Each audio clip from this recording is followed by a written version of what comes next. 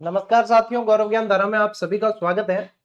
सबसे पहले आप लोगों के लिए एक अच्छी बात है कि कक्षा 10 की ये अंतिम क्लास है। जो कक्षा 10 की ये किताब आप देख रहे हो, इसे बहुत अच्छी तरीके से अपन ने पढ़ा है। और भाई लिख कीजिए, क्यों नहीं, और क्या मामला है। अच्छा, बोर्ड को भी चलिए वेट करते हैं। सुनिए मेरी बात, आज की क्लास जो है, पहले मैंने टेलीग्राम पे एक मैसेज डाला था कि आज की क्लास आप लोगों को मैं नहीं दे पाऊंगा, और उसका कारण है कि कनेक्टिविटी टूटी हुई पड़ी थी इंटरनेट की और लाइट की। लेकिन अब जैसे ही कनेक्टिविटी आई है, अभी समय हो रहा है लगभग 6:45 बजे है, और मुझे पता है कि मैं आप लोगों के समय से पहले इस क्लास को रिकॉर्ड कर लूंगा और कनेक्टिविटी वापस सुचारू हो गई है। तो ईश्वर भी यही चाहता है कि अंतिम क्लास जो है सही तरीके से पूरी हो जाए। तो अपने जो है शनि रवि आप रिवीजन कर लेना। ये कक्षा 10 की किताब आप लोगों के कंप्लीट हो रही है, और सोमवार से कक्षा 9 की किताब को अपन शुरू कर देंगे। भाई साहब 60 क्लासें तकरीबन, ये देख रहे हो आप, 59 क्लास, यानी कि 60 क्लासें तकरीबन लिए अपन ने इसे पूरी करने में। तो मैं इतो तो मतलब गारंटी के साथ कह सकूं कि 60 क्लास और कोई भी नहीं लेला थाने इतनी तरीके, क्योंकि कक्षा 10 के अंदर ही सब कुछ है। यदि अपन बात करते हैं ना, 6ठी से 10वीं तक आरबीएसई की किताबें पढ़ो, उसमें से 50% मैटर 10वीं की किताब के अंदर है, और 30% है जो आपके 9वीं की किताब में। बाकी का 20% है 6 से 8th वाली किताब के अंदर, जहां से प्रश्न बनते हैं। 11 12th वाली में से प्रश्न नहीं बनते हैं। प्रश्न 6ठी से 10वीं तक के अंदर ही बनते हैं। आप पेपर उठा के देख लो कोई भी। 11 12th वाली जो है वो अलग से वॉल्यूम जो है निकाले गए, तो उसमें इतना लोड आपको लेना ही नहीं है ना। तो यहां से 10वीं तक की किताबें जो है वही आपके महत्वपूर्ण है, और उसको अपन बहुत ढंग से पढ़ रहे हैं। तो ये अंतिम क्लास है इसकी। सोमवार से 9th की क्लासेस शुरू करेंगे, और वो थोड़ी सी लंबी भी होगी क्लासें, और फटाफट अब जो है बैच को पूरा करने की तरफ बढ़ेंगे। जितना समय इसको पूरा करने में लगा उतना 6ठी से 9वीं तक में नहीं लगेगा, ठीक है, क्योंकि इसके बाद में अपन को रीट मेंस की क्लासेस शुरू करनी है। तो कमर कस लो साथियों, आप लोगों को अब नौकरी लेके ही रुकना है। उससे पहले रुकने की परमिशन मैं नहीं देता हूं आप लोगों को, क्योंकि अब देखो थोड़ा मने ही थान कसना पड़ी, क्योंकि था ढीला गना पड़ गया, और ढीला जितना पड़ो भी तो लक्ष्य दूर जाए।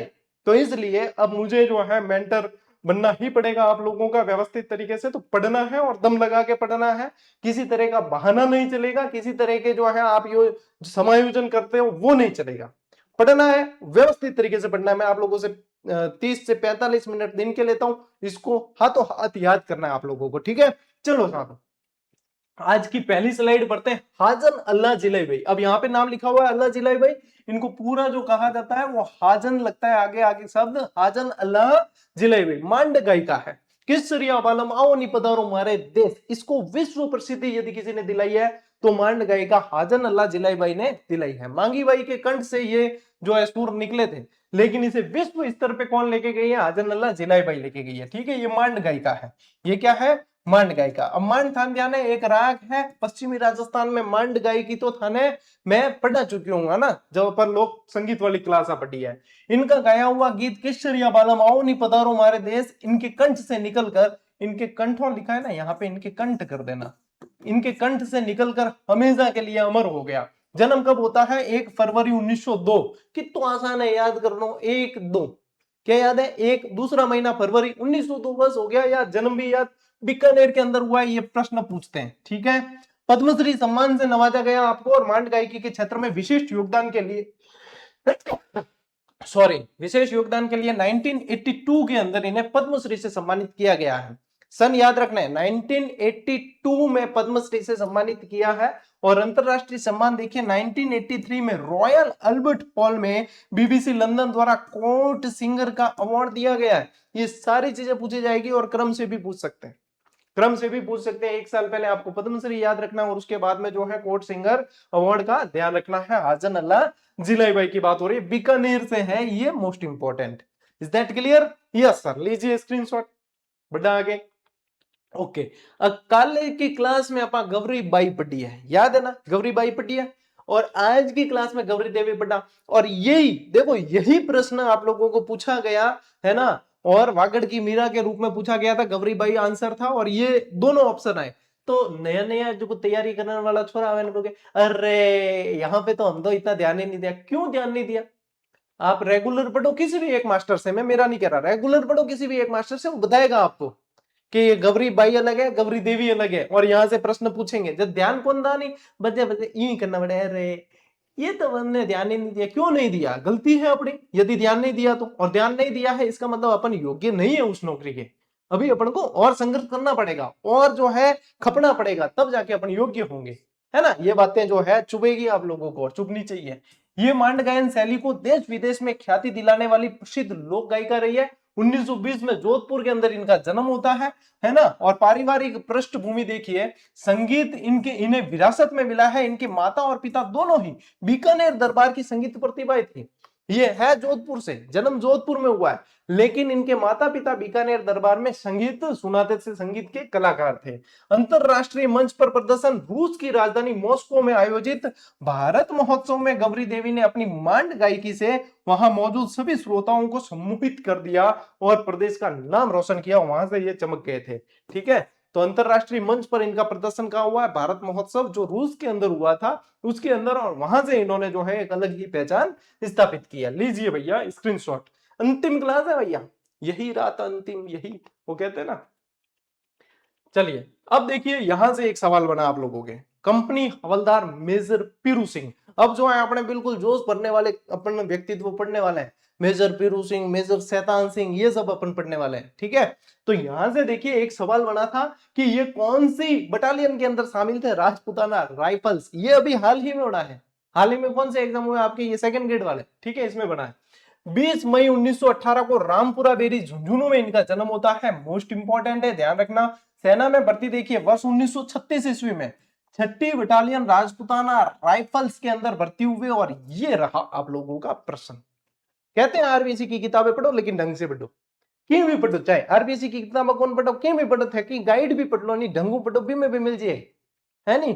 तो कंपनी हवलदार मेजर पीरू सिंह के बारे में आप लोगों को ध्यान रखना है कि राजपुताना राइफल्स के ये सिपाही थे। ऐतिहासिक मिशन देखिए 18 जुलाई 1948, 6ठी राजपुताना राइफल्स के सीएचएम पीरू सिंह को जम्मू कश्मीर के तितवाल में शत्रुओं द्वारा अधिकृत एक पहाड़ी पर आक्रमण कर उस पर कब्जा करने का काम सौंपा। किन्हें सौंपा? इन्हें सौंपा है कि वहां पे जो उन्होंने हमला करके कब्जा किया है उसको अपने को वापस लेना है।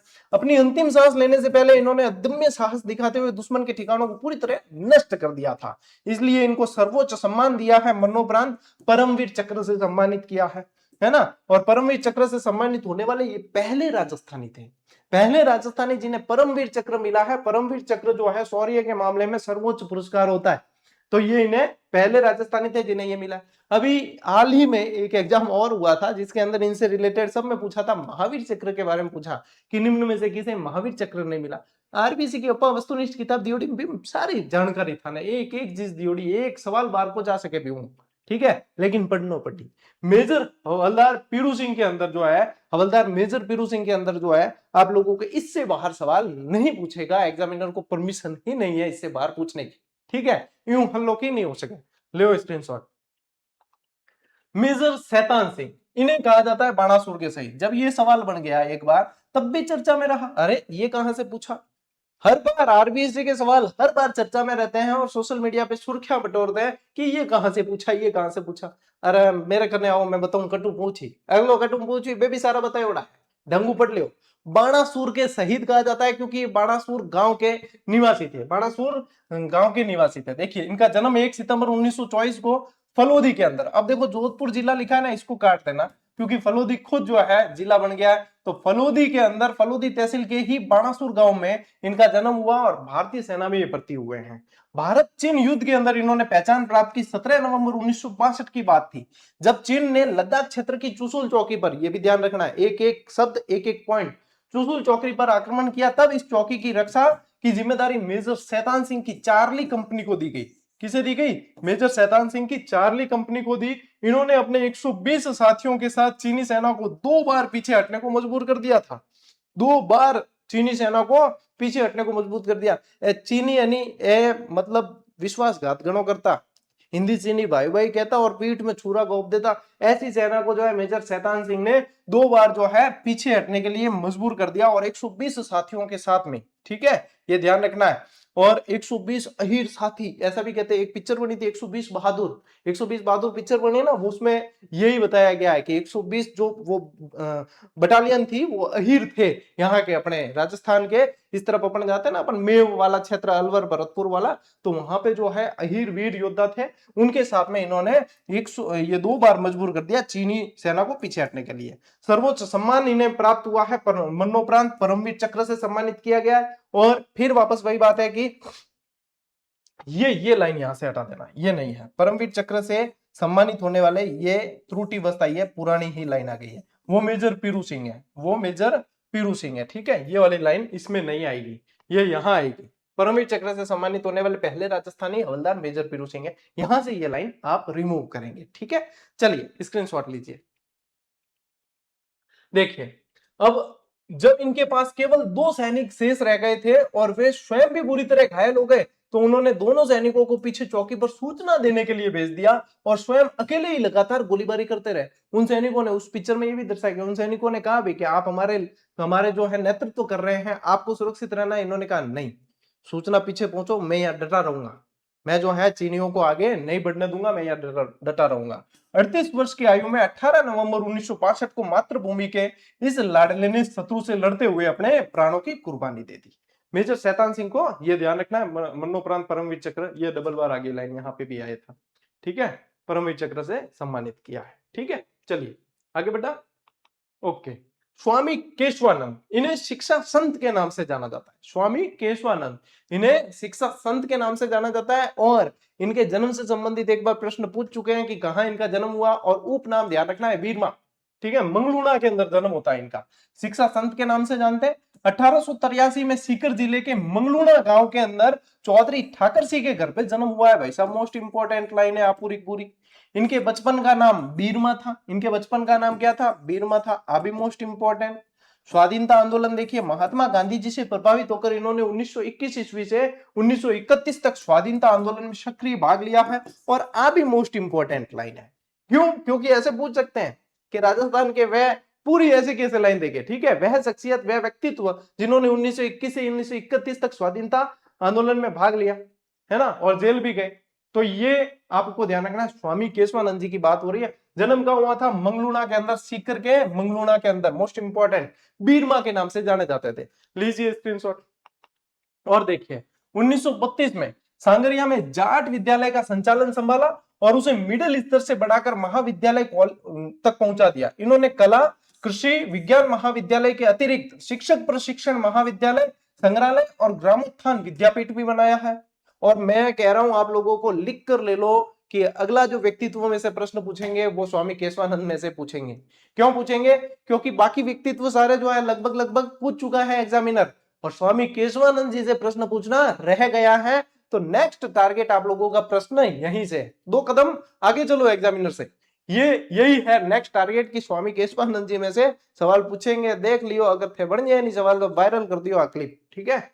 1944 से 1956 ईस्वी तक बीकानेर के रेगिस्तानी गांवों में लगभग 300 पाठशालाएं खुलवाई। ये देखो सारे के सारे सवाल बनने वाले हैं, ठीक है। इन्होंने अनेक स्थानों पर चलते फिरते वाचनालय और पुस्तकालय भी स्थापित किया है, इसीलिए इन्हें शिक्षा संत के नाम से जानते हैं, इसीलिए शिक्षा संत कहा जाता है भैया, ठीक है। लीजिए स्क्रीनशॉट। देखो टाबरो, पंडित झाबरमल शर्मा पत्रकारिता के भीष्म पितामह कहा जाता है इन्हें। क्या कहा जाता है, पत्रकारिता के भीष्म पितामह। इन्हें पत्रकारिता का भीष्म पितामह कहते हैं। 1880 के अंदर जसरापुर में इनका जन्म होता है। कहां होता है, जसरापुर के अंदर इनका जन्म होता है। 1905 ईस्वी में पंडित दुर्गा प्रसाद मिश्र ने झाबरमल जी को हिंदी पत्रकारिता और संपादन की शिक्षा दी, यानी कि एक तरीके से गुरु हुए इनके। कौन, दुर्गा प्रसाद मिश्र।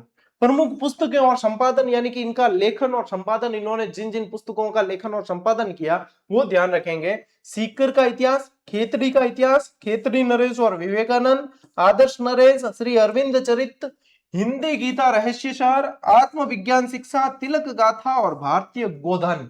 ये सारे के सारे आप लोगों को किस तरीके से पूछे जाएंगे पता है, इनमें से आप लोगों को 3 ऑप्शन देंगे, चौथा ऑप्शन किसी अन्य व्यक्तित्व का देंगे और वही आपको पहचानना है। तो एक बार फिर से देख लीजिए, सीकर का इतिहास, खेतड़ी का इतिहास, खेतड़ी नरेश और विवेकानंद, आदर्श नरेश और अरविंद चरित्र, हिंदी गीता रहस्यसार, आत्मविज्ञान शिक्षा, तिलक गाथा, भारतीय गोधन, ये इनकी प्रमुख पुस्तकें हैं। ठीक है टाबरो, ले स्क्रीनशॉट। और देखो आचार्य तुलसी, अब पढ़ते हैं अपन आचार्य तुलसी। जब जब आप लोगों को अणुव्रत आंदोलन पूछे ना, तब ध्यान रखना कि आचार्य तुलसी है, यानी अ से अनार और आ से आम कहते हैं ना, तो अपने अ से अणुव्रत आंदोलन और आ से आचार्य तुलसी, ये ध्यान रखना है। ठीक है, तो ये अणुव्रत आंदोलन के सूत्रधार रहे हैं। इनका जन्म 20 अक्टूबर 1914 को नागौर जिले के लाडनू कस्बे में हुआ है। अच्छा, मैं आप लोगों को एक होमवर्क दे रहा हूं, ठीक है, गृह कार्य नोट करें टावरों, और कल चेक करूंगा, और जो कॉपी नहीं ले रहे हो और घरे रख दी तो हो सके मुर्गो भी बना सकूं, या नोट डालूला और मम्मी पापा साइन कराना, या वजह मम्मी और पापा ने बुला दूला।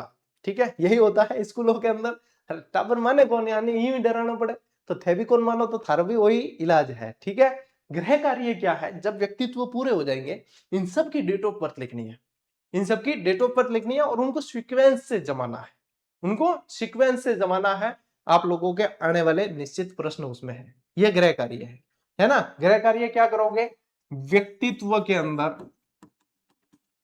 व्यक्तित्व में जन्म दिनांक सबकी, क्या करोगे, सबकी जन्म दिनांक को क्रमानुसार जमाएंगे। और ये नेक्स्ट प्रश्न है आप लोगों का, ठीक है, यहां से पूछेंगे आपको।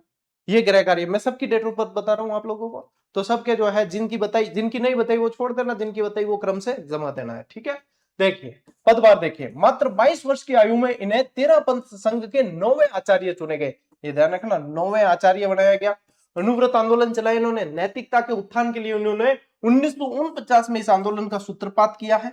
इस आंदोलन से जनमानस को जोड़ने हेतु इन्होंने 1 लाख किलोमीटर की पद यात्राएं की है, यानी कितने चले होंगे सोच सकते हो आप। अपन यानी वॉकिंग करना 2-3 किलोमीटर के मौत आवे, ये 1 लाख किलोमीटर चले पद यात्राएं की, किस लिए, जनमानस को इससे जोड़ने के लिए, उन्हें नैतिकता से जोड़ने के लिए। और इनका मुख्य संदेश था कि इंसान पहले इंसान फिर हिंदू या मुसलमान, कि आपस में झगड़ो मत कि ये हिंदू ये मुसलमान, ऐसे मत झगड़ो, इंसान पहले इंसान है। यदि इंसान ढंग से इंसान बन जाए ना, तो हिंदू मुसलमान के अंदर वो कभी नहीं पड़ेगा। ठीक है, तो ये चीजें जो है आप लोगों को ध्यान रखनी है, मोस्ट इंपॉर्टेंट है भाई साहब, आचार्य तुलसी जी की शिक्षा है ये। ठीक है, चलो आगे बढ़ाता हूं। इनके बाद में पढ़ना है आपको आचार्य नानेस मुनि, और यहां से भी प्रश्न पूछा जाएगा। आचार्य नानेस मुनि, देखिए मेवाड़ के दाता गांव में मोडीलाल और सिंगार बाई के घर पे इनका जन्म हुआ। इनके पिता का नाम मोडीलाल और माता का नाम सिंगार बाई। इनके बचपन का नाम गोवर्धन था, है ना, इनके बचपन का नाम क्या था, गोवर्धन, यानी नाना, गोवर्धन और नाना। ठीक है, ये ध्यान रखना, ये पूछा जाएगा प्रश्न। और बचपन से ही वैराग्य भावना होने के कारण ये योग्य गुरु की तलाश में कोटा के गणेश लाल जी महाराज के पास पहुंचे। मोस्ट इंपॉर्टेंट है भैया, ऐसे प्रश्न नहीं ध्यान देते विद्यार्थी, मैं कह रहा हूं ना, नहीं ध्यान देते। तो आप लोगों को क्या ध्यान रखना है, नाना जी गए गणेश जी के पास। कौन, नाना जी गए गणेश जी के पास, तो ये गए गणेश लाल जी महाराज के पास और इन्हें अपना गुरु बना दिया। दाता के पास ही कपासन गांव में विक्रम संवत 1996 पौष शुक्ला अष्टमी को इन्होंने दीक्षा प्राप्त की। पौष शुक्ला अष्टमी को इन्होंने दीक्षा प्राप्त कर ली। 1952 ईस्वी में इन्हें गुरु द्वारा आचार्य पद प्रदान किया गया भैया, है ना। ये किसने, गणेश लाल जी महाराज के पास गए थे, तो 1952 के अंदर इन्हें आचार्य पद प्रदान किया गया था। ठीक है, आचार्य नानेस मुनि की बात हो रही है। आगे और बढ़ते हैं, अभी एक बार स्क्रीनशॉट लीजिए आप।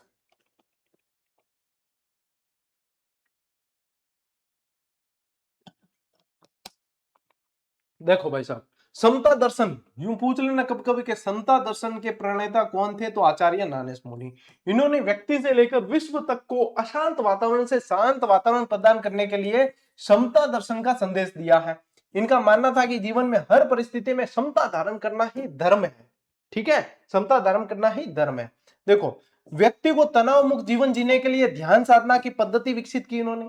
इनके नेतृत्व में 59 संतों और 310 यतियों ने जैन भगवती की दीक्षा मिली है इनको, है ना, यानी कि जो दीक्षित दीक्षित होते हैं ना, यानी कि इनके निर्देशन में 59 संतों और 310 यतियों ने जैन भगवती की दीक्षा ली है। इन्होंने मालवा प्रांत की बलाई जाति के लोगों को मांसाहार जैसे बुरे व्यसनों से मुक्त कराकर अहिंसा और सत्य की ओर प्रवृत्त किया है। और ये रहा आप लोगों का अगला प्रश्न, अगला छपने वाला प्रश्न, आचार्य नानेस मुनि ने कौन सी जाति के लोगों को जो है मांसाहार और दुर्व्यसन से दूर किया और उनका उद्धार किया, तो वो है मालवा की बलाई जाति। मालवा की बलई जाती है। ठीक है, इन्होंने समता दर्शन और व्यवहार नामक पुस्तक की रचना की, जिसमें समरसता की विरुद्ध विवेक, इसको ऐसे कर लेना, विशुद्ध, क्या है ये, विशुद्ध शब्द है। ठीक है, विशुद्ध विवेचना की है, और ये सामाजिक चेतना के लिए जीवन पर्यंत प्रयासरत रहे हैं। आचार्य ज्ञानेश मुनि से भी आप लोगों के सवाल बनना अभी बाकी है। एक तो मैंने क्या बताया, शिक्षा संत केशवानंद जी, एक आचार्य ज्ञानेश मुनि, इन दोनों से सवाल बनने रह गए हैं। एग्जामिनर ने यहाँ पे पिन करके रखा हुआ होगा कि यहां से अभी सवाल बनाने बाकी है। ठीक है, तो ये ध्यान रखना, आगे वाले सवाल यहीं से बनने वाले हैं आप लोगों के। लीजिए स्क्रीनशॉट। चलो टाबरो, कोमल कोठारी, कई जरा कोमल कोठारी ने जो है, मैं भी पढ़ाई स्टार्ट करी ना, स्टार्ट में जब क्या भाई जीके रो जी कौन जानता, बी टाइम पढ़ाई स्टार्ट करी तो कोमल कोठारी में जो है महिला समझ लेता। और एडो मतलब मैं कह रही हूँ ना, 70 से 80% लोगों के साथ में जब जीके पढ़ना शुरू करते हैं तब होता है। अब फोटो देखते हैं तब लगता है कि भाई साहब अपन गलत थे। ठीक है, तो इनका जन्म 4 मार्च 1929 को चित्तौड़गढ़ जिले के कपासन में होता है। ठीक है, इसलिए कह रहा हूँ डेट ऑफ बर्थ सबकी दी है तो क्रम से जमा देना। इन्होंने राजस्थान की लोक संस्कृति के उन्नयन में अपना संपूर्ण जीवन लगा दिया, और 1960 में जोधपुर जिले के बोरंदा कस्बे में प्रसिद्ध रूपायण संस्थान की स्थापना की। क्या कहते हैं, पूरा नाम क्या है, रूपायण शोध संस्थान, रूपायण शोध संस्थान, इसकी स्थापना की है कोमल कोठारी जी ने। लीजिए स्क्रीनशॉट। चलिए, कृपाल सिंह शेखावत, कृपाल सिंह शेखावत, एक चीज आप लोगों ने इनके हाथ में जो देख रहे हो आप, यही चीज, ये क्या है, ब्लू पोट्री, ये क्या है, ब्लू पोट्री। मानसिंह के समय अपन ने पढ़ी ब्लू पोट्री, है ना, ब्लू पोट्री के कलाकार आए थे यहाँ। तो देखो, इन्होंने शिल्प गुरु के रूप में इन्हें जाना जाता है, इनका उपनाम है शिल्प गुरु एक तरीके से। 1922 में सीकर जिले के मऊ ग्राम में इनका जन्म होता है, और इन्होंने ब्लू पोट्री पर चित्रांकनों के माध्यम से इस कला को अंतरराष्ट्रीय पहचान दिलाई है। अब देखो, ब्लू पोट्री के कलाकार तो आ गए मान लीजिए, ठीक है, मान सिंह जी के समय आ गए, लेकिन अंतरराष्ट्रीय रूप में पहचान जो है वो कृपाल सिंह शेखावत ने दिलाई है। ठीक है, यह ध्यान रखना है। कला के क्षेत्र में इनके विशिष्ट योगदान के लिए इन्हें 1974 में पद्मश्री से सम्मानित किया गया। यह भी मोस्ट इंपोर्टेंट फैक्ट है, 1974 में पद्मश्री से आपको सम्मानित किया गया है। ठीक है, लीजिए स्क्रीनशॉट। अगलो देखिए, जगजीत सिंह, आऊं भी सवाल बनी ओढ़ो है एक बार। ठीक है, जगजीत सिंह जी गजल गायक। होठों से छू लो तुम मेरे गीत अमर कर दो, मेरे गीत अमर करके संगीत अमर कर दो। इस तरीके के जो गीत है, गजल गायकी है, वो आपने भाई साहब क्या तबीयत से गाई है, शांत एकदम गजल गायकी। देखो शांति रहा है, बिम चाक दुम वगैरह कहीं नहीं चले, बिल्कुल शांति से आनंद आ जाता है। गजल गायकी शांति मिलती है, एक स्थिरता मिलती है। ठीक है, ये गजल गायकी है।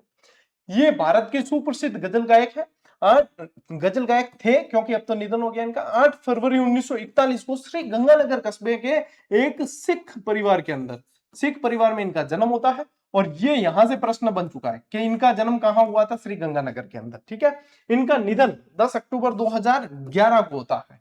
कब होता है, 10 अक्टूबर 2011। गजल गायकी में अमूल्य योगदान के लिए राजस्थान सरकार ने इन्हें मरणोपरांत 31 मार्च 2012 को राजस्थान रत्न पुरस्कार से नवाजने की घोषणा की थी। यानी 2012 के अंदर राजस्थान रत्न पुरस्कार दिया है आपको। और जन्म कहां हुआ ये ध्यान रखना है, यहां से प्रश्न बन चुका है। ठीक है, लीजिए स्क्रीनशॉट।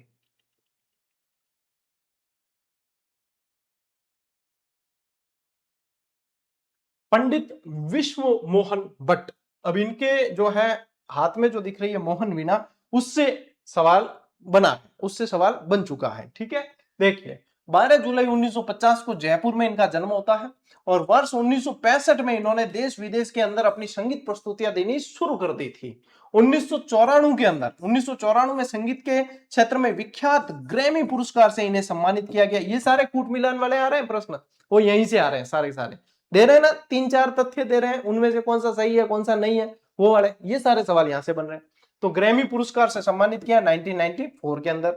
मुख्य आविष्कार इनका है मोहन वीणा, यहां से भी मोहन वीणा, यहां से भी आपके सवाल बन चुका है। भट्ट जी ने गिटार में सितार, सरोद और वीणा के 14 अतिरिक्त तारों को सटीक और अद्भुत मुहावरों का समन्वय करके मोहन वीणा का आविष्कार किया है। ठीक है, मोहन मीणा मत कर देना, मोहन वीणा, ठीक है। अब मैं भी क्यों मोहन मीणा ऐसे सुना ही देता है, मोहन वीणा, क्योंकि पहले म है तो फिर वो म ही सुनाई देता है। तो मोहन वीणा जो है आप लोगों के मोस्ट इंपॉर्टेंट फैक्ट है, यहां से प्रश्न बन भी चुका है, ठीक है। लीजिए स्क्रीनशॉट। कर्पूर चंद कुलिश, राजस्थान पत्रिका नाम सुना है आप लोगों ने, है ना, सुना ही है निश्चित रूप से, पढ़ा भी है। तो वहां से आप लोग पढ़ेंगे कर्पूर चंद कुलिश के बारे में। 20 मार्च 1926 को टोंक जिले के सोडा गांव में आपका जन्म होता है, टोंक जिले के सोडा गांव में। और 1951 में अपने पत्रकार जीवन की आपने शुरुआत की है। 7 मार्च 1956 को संध्याकालीन दैनिक के रूप में राजस्थान पत्रिका की शुरुआत की है। पहले संध्याकालीन आता था, ठीक है, राजस्थान पत्रिका कब से शुरू हुआ है, 7 मार्च 1956 से शुरू हो गया है और राजस्थान पत्रिका की शुरुआत कर दी। ये सारे सन पूछे जाएंगे आपको, ये सारे सन यहां से पूछे जाएंगे। देखिए आपातकाल यानी 1975 के समय इन्होंने राजस्थान के गांवों की यात्रा की और ग्रामीण जनजीवन और सामाजिक व्यवस्था पर मैं देखता चला गया श्रृंखला लिखी। यहां से प्रश्न बन चुका है, यहां से प्रश्न बन चुका है। हमने स्क्रीनशॉट डाल डाल के मजे लिए थे, क्योंकि लास्ट जो अपनी आरबीएससी वस्तुनिष्ठ संग्रह पिछले आया था ना, पहला संस्करण, उसमें भी अपने भाई साहब बहुत बढ़िया तरीके से काम किया था। तो यहाँ से सवाल बने थे, स्क्रीनशॉट देने का मजा आ गया था भाई साहब, क्योंकि बाकी सबके जो है इतने सवाल कवर नहीं होते, क्योंकि अपन ने स्पेशल एडिशन दिया इसका, तो कवर होते, मैं देखता चला गया, है ना। तो आपको भी दिखाया मैंने। फिर श्रृंखला लिखी इन्होंने, और जिसे राजस्थान के ग्रामीण परिवेश का प्रमाणिक दस्तावेज माना जाता है, और इनमें इसकी जो है विषय वस्तु भी पूछी जा सकती है, आप लोगों को ध्यान रख लेना। साहित्यिक स्तंभ कॉलम देखिए, पुलिस ने पोलम पोल नाम से ढूंढाड़ी भाषा में एक नियमित कॉलम लिखा जो उनकी साहित्यिक वसीयत मानी जाती है। यह भी प्रश्न पूछा, पोलम पोल वाला कॉलम से संबंधित भी प्रश्न पूछा था। व्यक्तित्व से बहुत सारे सवाल बनते हैं, और खासकर आज ये अंतिम क्लास है ना कक्षा 10 की, इसमें से बहुत सारे बनेंगे। ले स्क्रीनशॉट। चलो डॉक्टर साहब पीके सेठी, जयपुर फुट नाम सुना है, कृत्रिम पैर है, जयपुर फुट बोला जाता है, जयपुर फुट। देखिए जयपुर फुट के जनक के रूप में जाने जाते हैं आप, और इन्होंने सवाई मानसिंह चिकित्सालय में कार्यरत रामचंद्र के सहयोग से 1969 ईस्वी में दिव्यांगों के लिए नकली पैर यानी कि जयपुर फुट विकसित किया है। ये भी प्रश्न बना है, किसके सहयोग से किया है, ये भी प्रश्न बना है, रामचंद्र के सहयोग से किया है, ठीक है। इस ऐतिहासिक कार्य के लिए इन्हें निम्नलिखित प्रतिष्ठित पुरस्कारों से सम्मानित किया। रेमन मैग्सेसे पुरस्कार, जिसे भारतीय नोबेल पुरस्कार कहा जाता है, रेमन मैग्सेसे पुरस्कार है ना, इसे भारत का नोबेल पुरस्कार कहते हैं। डॉक्टर बीसी राय सम्मान, पद्मश्री सम्मान, Rotary International award for world understanding and peace पुरस्कार, ये भी दिया है।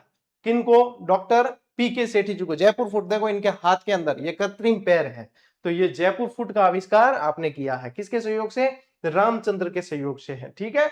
लीजिए स्क्रीनशॉट। और भाई साहब इसी के साथ अपनी कक्षा 10 की किताब पूरी हुई, मतलब मेरे ऊपर से एक बहुत बड़ा बोझ हटाया, क्योंकि जब भी कोई बैच शुरू करते हैं ना, जिम्मेदारियां बहुत बढ़ जाती है भाई साहब, है ना। चाहे मैं फीस लूं नहीं लूं वो अलग मैटर है, अपनी आदत ही नहीं है, फीस आज दिन तक नहीं ली तो मेरे से ली भी नहीं जाएगी कभी, ठीक है। लेकिन एक जिम्मेदारी जो बढ़ती है कि इसको जो है पूरी तरीके से संपन्न करना है, क्योंकि एक यात्रा चलती है ना किसी कोई चीज, बहुत सारी समस्याएं आती है बीच में। देखो बहुत सारी, जैसे मानव का जीवन है, सामाजिक जीवन है, कई सारी समाज में आ जाती, परिवार में आ जाती, स्वास्थ्य संबंधी आ जाती, बहुत सारी समस्या आती है। इन समस्याओं से लड़ते हुए, जूझते हुए और इसको मुकाम तक लेकर जाना, ये सबसे बड़ी चुनौती होती है ना।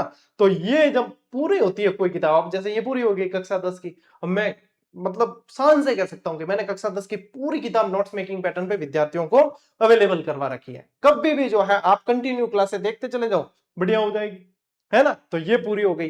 अब करेंगे सोमवार से कक्षा 9 की किताब शुरू करेंगे, और ये जो आप लोगों को पीछे बैकग्राउंड में दिख रही है ये वस्तुनिष्ठ संग्रह, भाई साहब जितने कम से कम पेज हो सकते थे उतने पेज के अंदर बेहतरीन मैटर इसके अंदर दे दिया।